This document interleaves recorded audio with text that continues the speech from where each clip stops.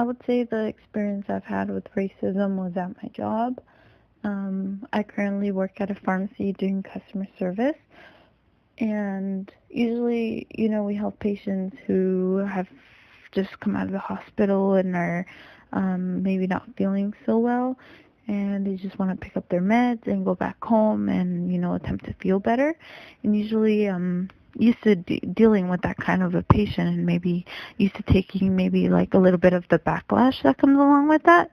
But this particular situation was different because this patient outright said that they didn't want my help because of my race, and they, said that they would rather somebody who was white help them because um, they would be more confident than I would be. And it wasn't because I had helped them already, and it was something that I had personally done to maybe show or make them believe that I can do my job properly, but just simply by the way that I looked.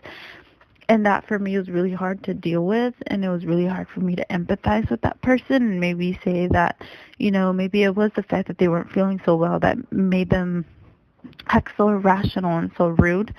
Um, but then again, at the same time, being able to be the bigger person was the thing that was important to me. Being able to, put my feelings aside and have somebody else help them, and being able to,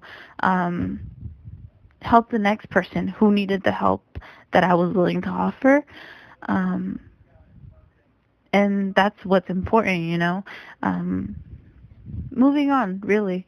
Not letting that person ruin your day and make you feel a certain way and make you be rude to the next person who you're just trying to help. Um, that is that is what's important. You being able to empathize with them and understand that maybe it was the way that they were raised, maybe it was how they're feeling today that made them be that way with you. That is what's important. You being able to be the bigger person. So that is what I took out of that experience. And I learned from it really, because now I know next time that I deal with somebody like that, um, move on. You look the other way, and I know maybe that's not the correct way to go about dealing with the situation, because you don't necessarily educate this person. But having the hopes that maybe one day they are willing to take the help from somebody who looks like you or is like you. Um, and that's really all you can do, is just hope that one day they educate themselves and they're willing to be more open-minded um, about the different types of people that there is out there.